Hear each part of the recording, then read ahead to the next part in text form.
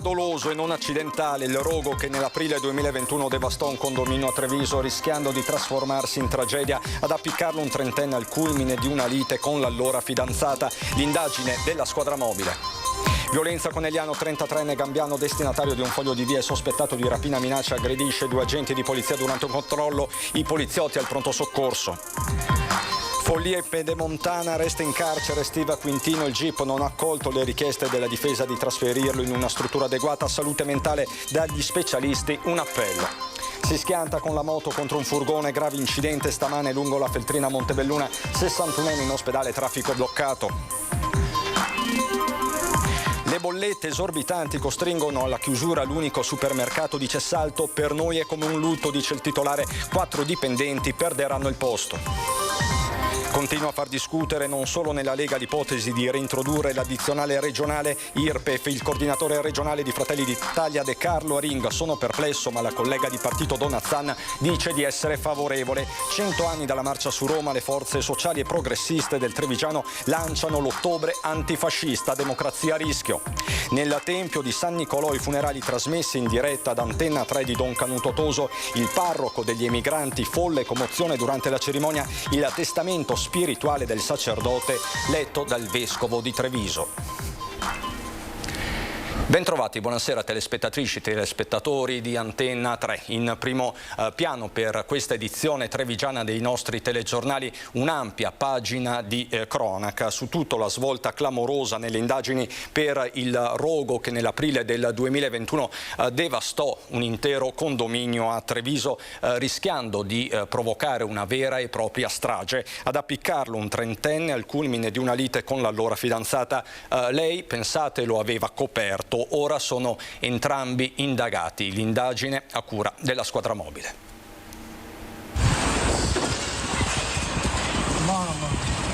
La signora che c'era, diciamo, dentro l'appartamento è scesa giù bussando alle porte dicendo di evacuare il palazzo. Lei, la trentenne che aveva lanciato l'allarme ai condomini dopo che il rogo era scoppiato nel suo appartamento, aveva mentito per coprire soprattutto il fidanzato, ma anche se stessa, perché quelle fiamme non erano accidentali, erano dolose. C'era un responsabile per il pauroso incendio che in pochi minuti invase il condominio con danni ingentissimi, almeno 100.000 euro, immobili inagibili, famiglie evacuate per giorni, 10 intossicati finiti in ospedale, compresa un'anziana disabile salvata dai vigili del fuoco con l'autoscala prima che fosse troppo tardi. Un pomeriggio di paura, quello del 24 aprile 2021 in via Pennacchi a Treviso. Nei primi momenti concitati il pensiero di pompieri e forze dell'ordine era stato evitare il peggio. Causa accidentale a prima vista, confermata dall'inquilina nel cui appartamento l'incendio era scaturito. Ma fin da subito tutte le ipotesi erano rimaste aperte, le indagini non certo accantonate. La trentenne aveva raccontato agli inquirenti di essere sola in casa, ma non era vero. I vicini avevano sentito chiaramente le grida di un violento litigio tra la donna e l'allora compagno coetaneo, poco prima dell'incendio. Da questa incongruenza è partita l'indagine della squadra mobile di Treviso, diretta da Imma Benvenuto. Gli investigatori, anche grazie a quanto raccolto dai tecnici dei vigili del fuoco sul posto, hanno ricostruito tutto. Al culmine della discussione, il convivente appicca il fuoco nella zona del soggiorno. Difficile stabilire con esattezza cosa abbia utilizzato, dato che l'appartamento è andato distrutto. Poi si dà alla fuga. In quel momento la trentenne è chiusa in bagno e quando esce le fiamme si sono già sviluppate. Ma prima di dare l'allarme ai vicini decide di imbastire velocemente la sua versione. Vuole proteggere l'uomo da un'accusa pesantissima e se stessa dalle conseguenze economiche di un disastro del genere. Un castello di sabbia crollato sotto i colpi dell'inchiesta. Accertati gli indizi a loro carico, entrambi gli ormai ex conviventi sono stati accompagnati in questura. Nei loro confronti la procura ha ipotizzato i reati di incendio doloso aggravato e favoreggiamento personale.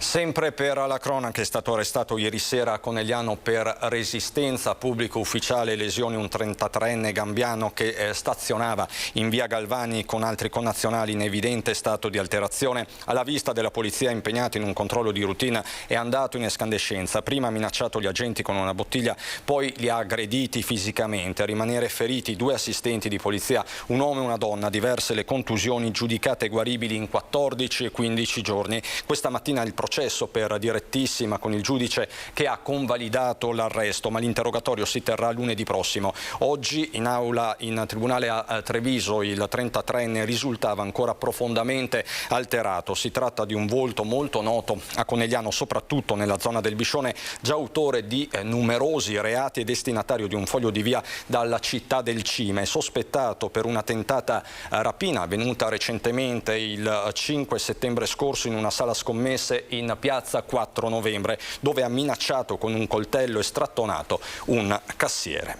E resta in carcere Steve Quintino. Il GIP non ha accolto la richiesta della difesa, quella di trasferirlo in una struttura adeguata, una struttura per la salute mentale. Intanto resta una domanda anche tra gli specialisti, gli esperti: la tragedia di sabato poteva essere evitata? Il GIP Piera De Stefani in giornata ha sciolto la riserva accogliendo la richiesta del pubblico ministero. Barbara Sabattini resta quindi in carcere a Santa Bona, piantonato in una cella vicina all'infermeria. Steve Quintino, il 19enne di Riese Pio X, che sabato ha seminato il panico sulle strade della Pedemontana, travolgendo a San Zenone a bordo di un'auto rubata poco prima il 67enne Mario Piva, pensionato residente a Loria, centrato mentre era in sella alla sua bici. Lo stesso avvocato Paola Miotti proseguirà nella ricerca di una struttura adeguata alternativa al carcere, ma anche di uno specialista. È chiaro che la partita appena iniziata e non solo giudiziaria si giocherà sulle condizioni di salute mentale del 19enne, che continua ad apparire poco lucido. Resta un fatto che interroga anche gli stessi professionisti. Quando ci sono degli aspetti di tipo psichiatrico, psicopatologico, c'è sempre un addetto ai lavori che riesce a fare questo tipo di valutazioni. Quindi l'intervento precoce, per questo sottolineo che è sempre molto importante. La domanda che in tanti si fanno è se quel sabato di follia poteva essere evitato, ma la risposta al momento non può che essere prudente. Questo è un caso che purtroppo ha esordito in tragedia, ma dobbiamo sempre essere molto attenti a creare un'ottima prevenzione, una rete. Purtroppo abbiamo letto anche le parole drammaticamente vere del fratello, se non erro, in cui appunto diceva forse abbiamo sottovalutato. Ecco, è un impegno forse di tutta la comunità, di tutta la società, di provare a prevenire queste azioni. Intanto sono stati fissati venerdì nella chiesa parrocchiale di Loria alle 15:30 i funerali di Mario Piva. In attesa della verità, almeno processuale, resta il dolore di una famiglia e di una comunità. È anche difficile dare delle responsabilità dirette in un momento così delicato dal punto di vista anche umano. Ci sono delle vittime e ci sono in parte dei sensi di colpa molto alti sicuramente. E si svolgerà nelle prossime ore l'udienza di convalida dell'arresto del 19enne di Pieve di Soligo, che nella notte tra lunedì e martedì avrebbe accoltellato al collo un amico della stessa età, un fatto che vi abbiamo raccontato nel TG di ieri sera. Il ragazzo, che si trova attualmente agli arresti domiciliari, accusato di tentato omicidio e porto abusivo di armi. Secondo le prime ricostruzioni, l'aggressore, difeso dall'avvocato Marco Furlan, avrebbe sferrato il fendente nel corso di una violenta lite. Entrambe le persone coinvolte sarebbero state in stato di alterazione da assunzione di alcolici. Grave incidente questa mattina poco prima delle 9 tra una moto e un furgone a Montebelluna. Lo schianto è avvenuto lungo la strada Feltrina all'altezza di via Bacchieghe. Un 61enne di paese in sella alla sua Yamaha si è scontrato contro un autocarro Ford Transit condotto da un 29enne trevigiano. I pompieri arrivati dal locale distaccamento hanno messo in sicurezza i mezzi, mentre il motociclista è stato assistito dal personale sanitario del SUEM, stabilizzato ed è trasportato in ospedale a Treviso. Il motociclista è in prognosi riservata, ma per ora non sembrerebbe in pericolo di vita. Durante le operazioni di soccorso la strada è rimasta bloccata per circa un'ora. I carabinieri hanno deviato il traffico ed eseguito i rilievi del sinistro. E a proposito di sicurezza stradale e di Feltrina, come sapete spesso teatro di tragedie, ritorniamo sui fatti del luglio del 2021. In quel caso una donna morì nello scontro tra la moto condotta dal marito e un'auto. Per quei fatti il marito è accusato di omicidio stradale. Nel febbraio del 2023 ci sarà l'udienza preliminare.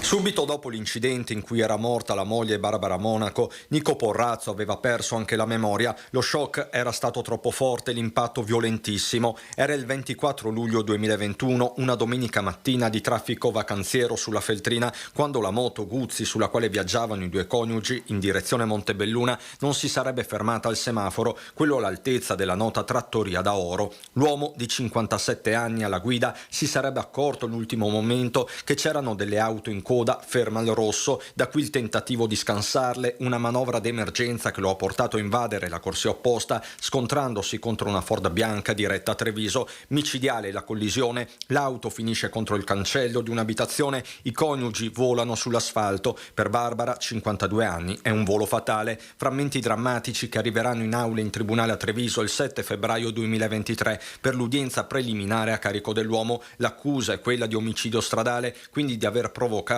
la morte della moglie. Non solo, la Guzzi aveva il tagliando scaduto da 10 giorni, elemento che complica la vicenda anche dal punto di vista civilistico. Con ogni probabilità si era trattato di una semplice dimenticanza che ora però pesa come un macigno. Dalla cronaca all'attualità, e in queste settimane, in questi giorni, inevitabilmente attualità significa caro o bollette. C'è una prima vittima eccellente, un supermercato, l'unico supermercato di Cessalto. Mi aspetto da un giorno all'altro lo stacco della corrente e quindi in quel momento l'attività cesserà. Insomma, i clienti sono stati avvisati che potrebbero anche arrivare una mattina e trovare le serrande chiuse. Riccardo Bozzato, 48 anni, di Portogruaro, è il titolare del supermercato D'Itali di via Roma a Cessalto, attività che il caro energia ha messo in ginocchio e che di fronte a bollette che Bozzato definisce insostenibili sta chiudendo, privando il paese dell'unico supermercato. C'è un ortofrutta, ma comunque come servizio completo è l'unico del paese. Siamo un negozio di servizio, ma che comunque aiutava le persone anziane, persone con scarsa mobilità a servirsi in qualche modo di una spesa quotidiana, insomma. E adesso non lo so cosa succederà.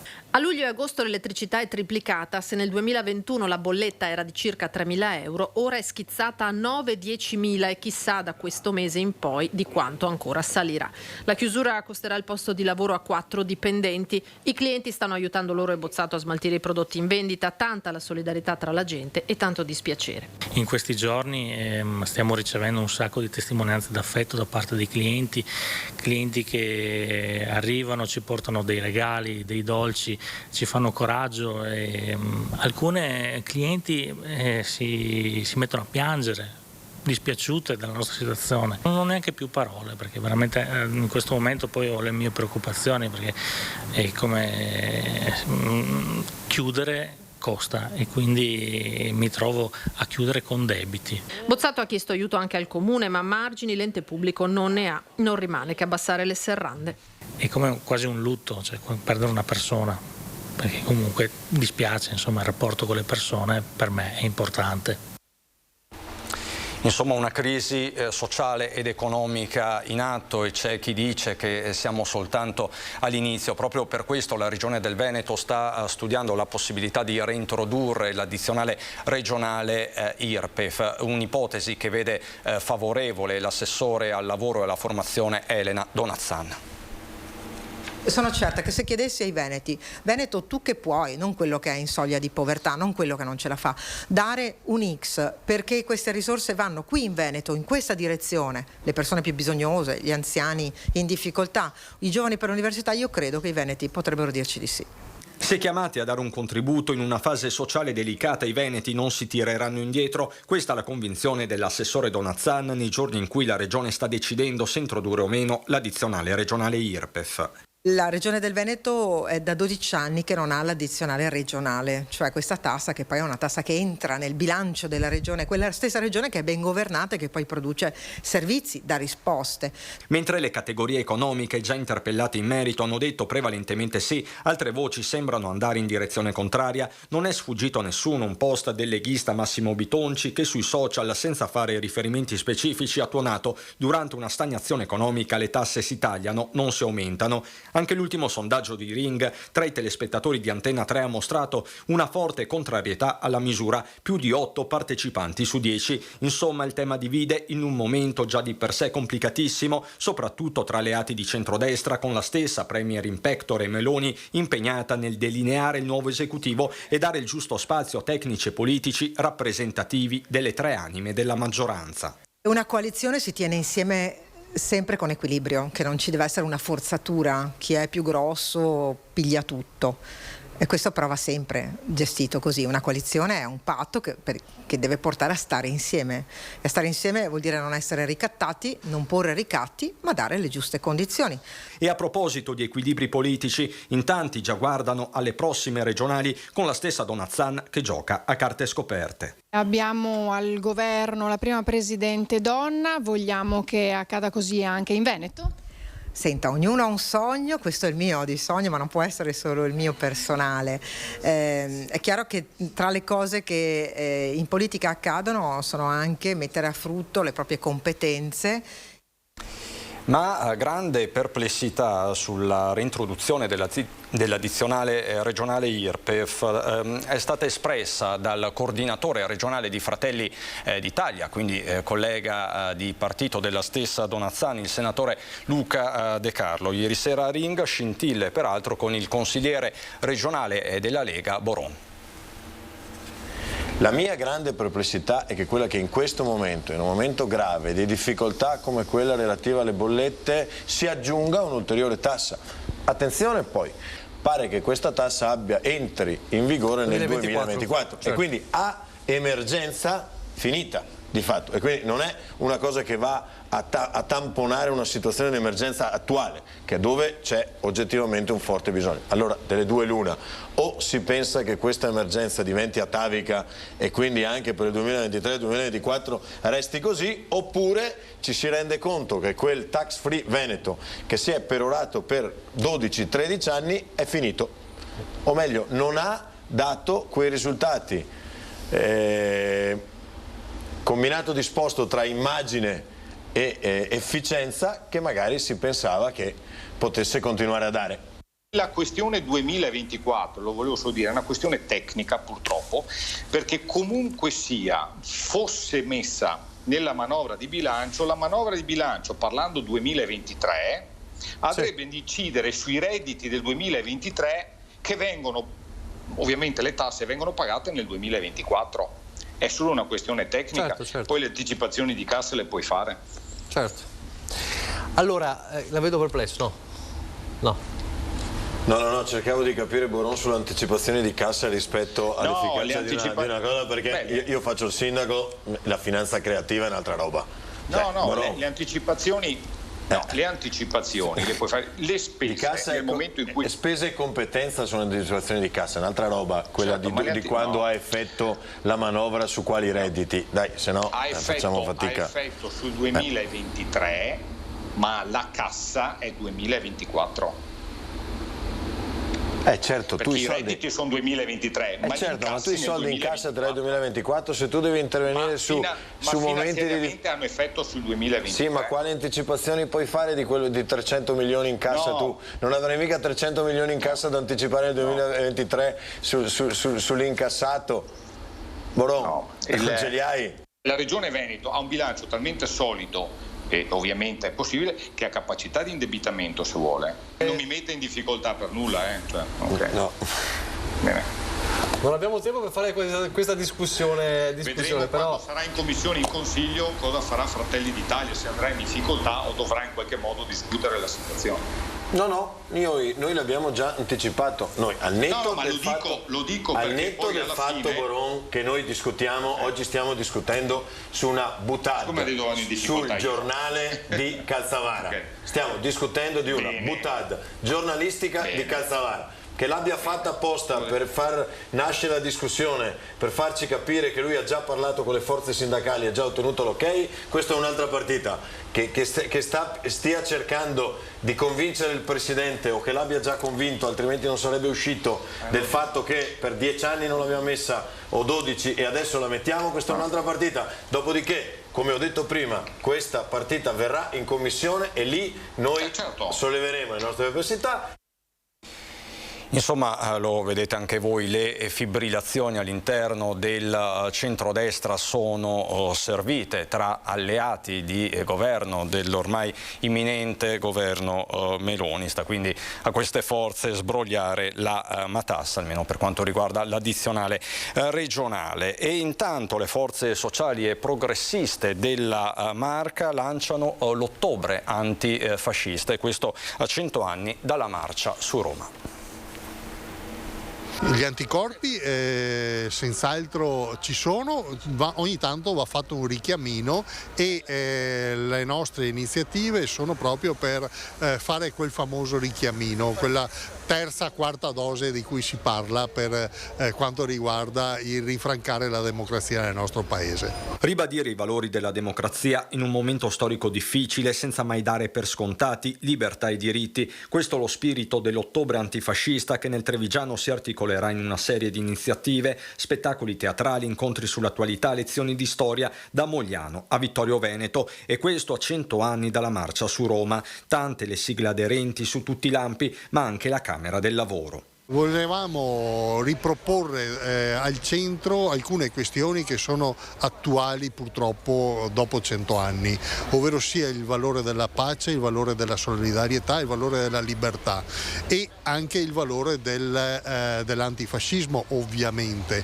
Valori dai quali non si può tornare indietro quanto al rischio fascismo nel nuovo governo Meloni, evocato più volte dalle forze progressiste in campagna elettorale visentina e Chiaro. No, mi auguro di no, e noi ci attrezziamo perché non ci sia né adesso e neanche con altri, ovviamente.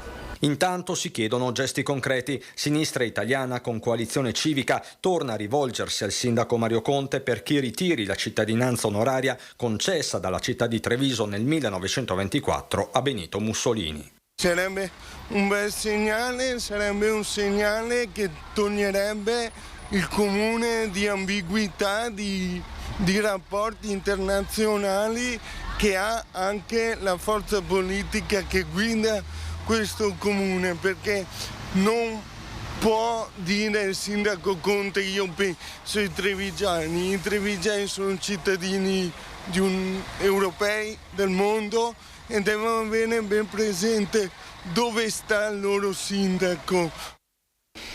Importanti novità urbanistiche a San Biagio di Callalta, al posto della storica discoteca Supersonic sorgerà un supermercato di vicinato. I proprietari dell'ex locale dovranno occuparsi della demolizione della discoteca e della riorganizzazione della viabilità. La proposta prevede infatti come beneficio pubblico per il comune la realizzazione della rotonda tra la Postumia, via Madonna e via Torcello e le opere di segnaletica per l'adeguamento della viabilità. In cambio ai privati sarà concesso di realizzare per l'appunto alcuni insediamenti residenziali oltre a uno spazio commerciale di vicinato di 1600 metri quadrati. Grazie al beneficio pubblico il comune potrà realizzare alcune opere a servizio della comunità. Le parole del sindaco di San Biagio Alberto Cappelletto. L'estate 2022 ha fatto registrare in Veneto apporti di pioggia che costituiscono il minimo assoluto dal 94-95. Il dato emerge dall'ultimo bollettino sulla risorsa idrica elaborato da ARPAV. Nel mese di settembre sono caduti mediamente in Veneto 103 mm di precipitazione, leggermente sotto la media, meno 3%, del periodo 94-2021 che è di 107 mm. Prendendo in considerazione i 12 mesi dell'anno idrologico, dal 1 ottobre 2021 al 30 settembre 2022 sono caduti in regione in media 769 mm di pioggia, il minimo assoluto da 27 anni. Abbiamo ancora tanto da raccontarvi su tutto i funerali di Don Canuto oggi a Treviso, ma lo facciamo dopo una brevissima pausa pubblicitaria, fra poco. Di nuovo in diretta per parlarvi di una pagina importante della storia trevigiana. Oltre 1000 i fedeli che hanno accompagnato oggi pomeriggio Don Canuto Toso nel suo ultimo viaggio. Tanti gonfaloni dei trevisani nel mondo che hanno raccolto il testamento spirituale del parroco degli emigranti letto dal vescovo di Treviso, Monsignor Tomasi. Un appello soprattutto ai giovani: non disperdete le nostre radici. Il reportage di Lucio Zanato. Il suo impegno di una vita, dei cui frutti dà testimonianza la presenza di tanti qui oggi. Ed erano veramente in tanti oggi a dare l'ultimo abbraccio a Don Canuto Toso. 2 ali di gonfaloni hanno avvolto il parroco degli emigranti nel suo ultimo dei tanti viaggi che ha compiuto a servizio di chi aveva le radici lontane. Un impegno umano e pastorale, ricordato così dal vescovo Tomasi, che ha presieduto la celebrazione nel Tempio di San Nicolò. È stato quello di dare dignità, ascolto, accompagnamento a quanti ne avevano bisogno per le vicende spesso faticose e drammatiche della vita. Ha donato pane fisico e spirituale, è stato vicino, ha vestito dei panni della dignità, del riconoscimento sociale e del lavoro, ha visitato e accolto instancabilmente in tutto il mondo quanti partiti da casa a causa del bisogno proprio e delle famiglie hanno potuto costruire vicende di vita buone e felici, mantenendo il legame vitale con le proprie radici. Un impegno nato addirittura in grembo alla madre, come ha ricordato leggendo uno dei suoi scritti Monsignor Tomasi. Era incinta di me da 3 mesi quando rimase vedova, morendo il papà in un incidente di lavoro nella costruzione della chiesa della mia parrocchia, San Martino di Lupari. Papà Canuto Francesco sarebbe emigrato in Argentina la settimana dopo. Bara a terra, con il volto orientato verso l'assemblea, come il rito prevede per i sacerdoti che salutano il proprio gregge, Don Canuto ha visto la presenza di oltre 1000 fedeli che non sono voluti mancare al suo ultimo viaggio. Ed è proprio con il testamento di Don Canuto dedicato ai suoi emigranti che si è conclusa la riflessione di Monsignor Tomasi. Esortandoli a conservare la propria identità di origine culturale e cristiana, con il coraggio di trasmetterla ai discendenti. E migliaia sono stati anche i trevigiani nel mondo che hanno seguito la diretta dei funerali trasmessa da Antenna 3 anche in streaming. Tante le voci. L'ultimo viaggio di Don Canuto è iniziato oggi pomeriggio dalla chiesa degli Oblati, dove i confratelli l'hanno vegliato fino alle 14:30, quando la salma è giunta al Tempio di San Nicolò. E già all'esterno della chiesa l'ondata di emozione è emersa tra i tanti che l'hanno incontrato e che ci hanno raccontato durante la diretta di Antenna 3. Adesso siamo diventati un territorio dove tanti arrivano e ci ha invitato ad accogliere con lo stesso spirito che sono stati accolti i nostri emigranti anche i nuovi emigranti, quelli che arrivano nei nostri paesi in questi anni. Don Canuto per me era davvero un padre, un amico, una guida e oggi siamo tutti qui a ringraziarlo, a salutarlo, anche se lo abbiamo sempre fatto, devo dire, perché una delle caratteristiche di Don Canuto è che lo ringraziavamo sempre per il grande lavoro che ha svolto e credo che mai nessuno come lui ci sia una persona che rappresenta la comunità a Treviso e fuori Treviso. Emozione composta tra i banchi fino al saluto dei suoi emigranti. Non si cammina assieme, ma si sta assieme per camminare, ripeteva il vescovo Don Tonino Bello. Questa è stata la caratteristica fondante della Trevisani. Occorreva colmare un vuoto, creare un legame, un ponte con i nostri immigrati, iniziare assieme un cammino con fiducia e coraggio, con l'aiuto fondamentale dei primi collaboratori e della provvidenza. Grazie alla determinazione del fondatore, la Trevisani iniziava un percorso, nello stare assieme per camminare. Parole ma soprattutto il canto, da lui amatissimo.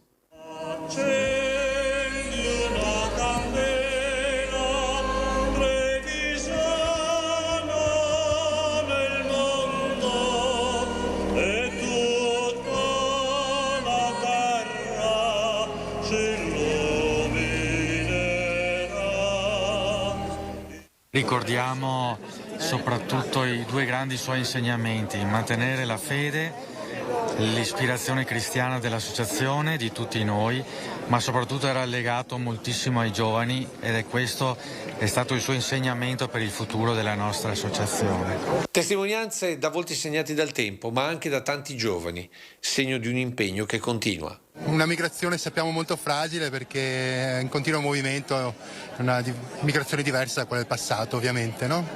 Però sicuramente è una migrazione che conserva le proprie radici, soprattutto come diceva Don Canuto, in Cristo. Questo dunque il saluto della Marca a uno dei suoi simboli. Adesso andiamo a Belluno.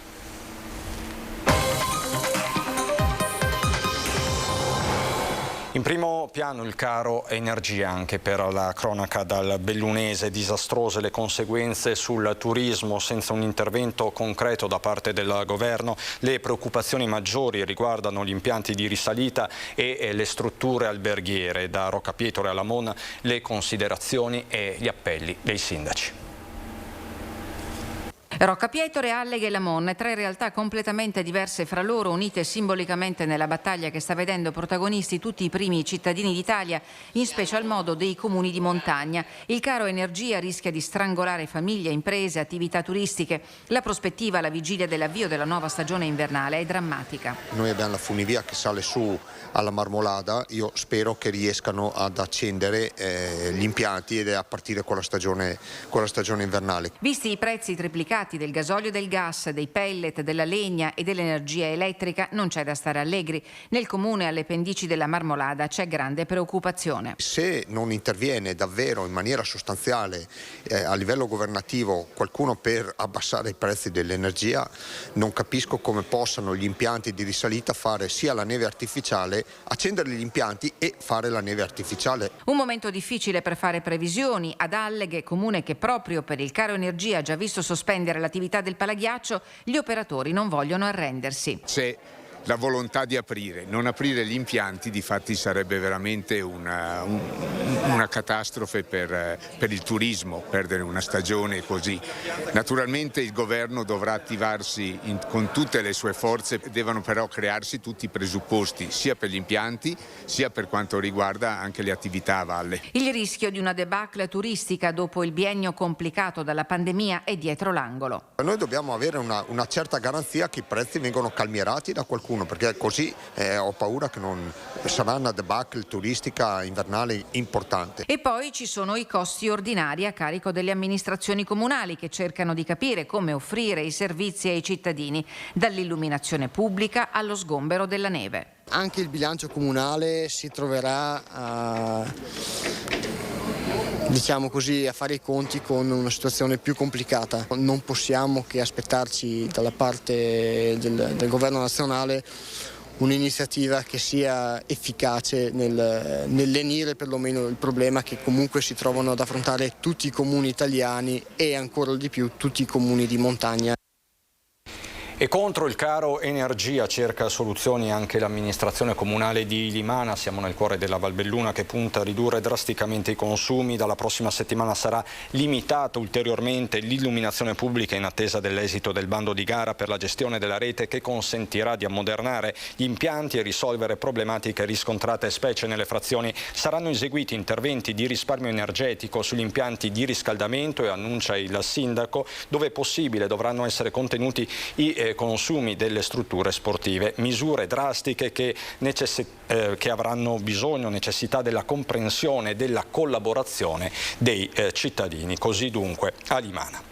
La pagina della sanità, dopo il boom di contagi in provincia di Belluno, comincia a risalire anche l'indicatore dei ricoveri per il Covid. A oggi è ritornata operativa la terapia intensiva che al momento vede un paziente ricoverato, 36 i degenti in area non critica, la metà dei quali in ospedale per motivi diversi dal Covid, 7 i pazienti assistiti all'ospedale di comunità. Numeri quindi in forte crescita che hanno richiesto oggi alla direzione generale dell'Ulsuno di esprimersi con un appello al senso di responsabilità di ciascuno e all'attenzione ai comportamenti preventivi.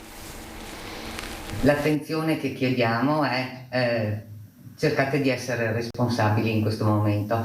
In questa provincia dove il freddo arriva prima che da altre parti, è importante e prudente in questo momento, soprattutto per le persone più anziane, quelle più fragili, quelle che hanno qualche patologia, essere protette con la vaccinazione, ma anche con il comportamento responsabile di tutte le persone che stanno vicino. Il comportamento responsabile qual è?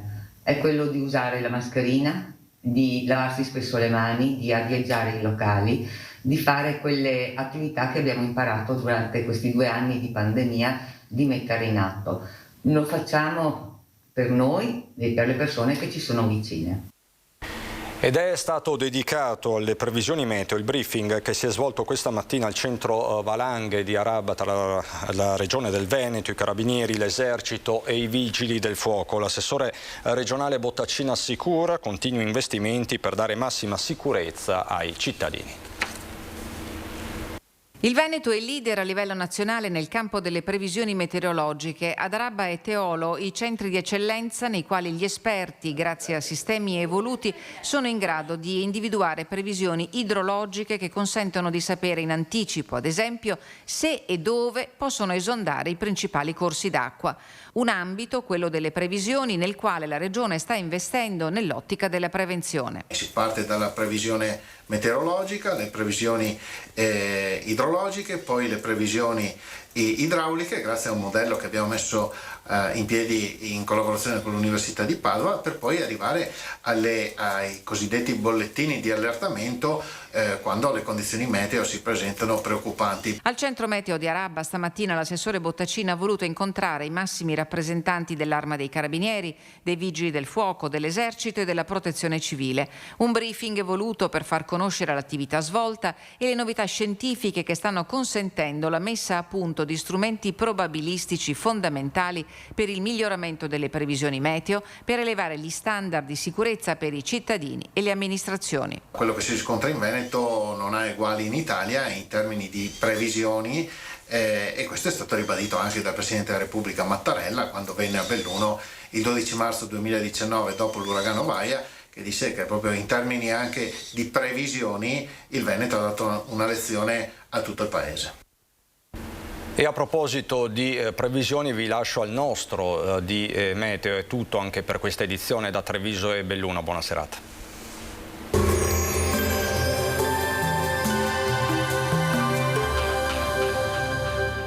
Entra nel mondo Lolato. Da oltre 40 anni un team di professionisti per migliorare la qualità della tua vita. Centro del piede con servizi di podologia. Laboratorio per la produzione di plantari e calzature su misura. Benvenuti al Meteo. Alta pressione sempre ben presente sull'Italia, bel tempo e clima molto mite sul nostro territorio. Vediamo il dettaglio di giovedì 6 ottobre. Sul Veneto avremo un ampio soleggiamento, non sono previste precipitazioni.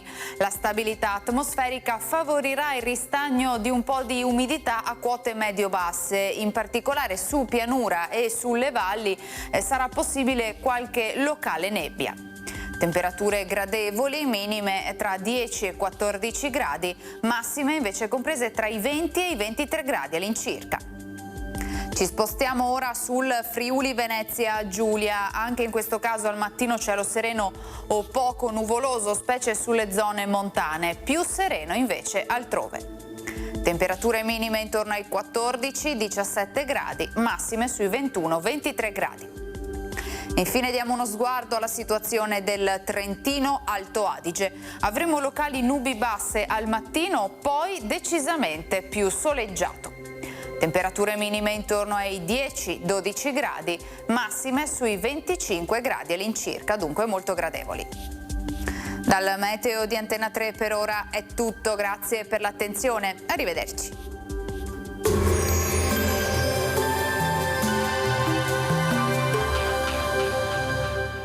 Busti, tutori e protesi di arto personalizzati. Ortopedia e sanitaria Lolato. A Treviso e Montebelluna. Lolato, soluzioni per star bene.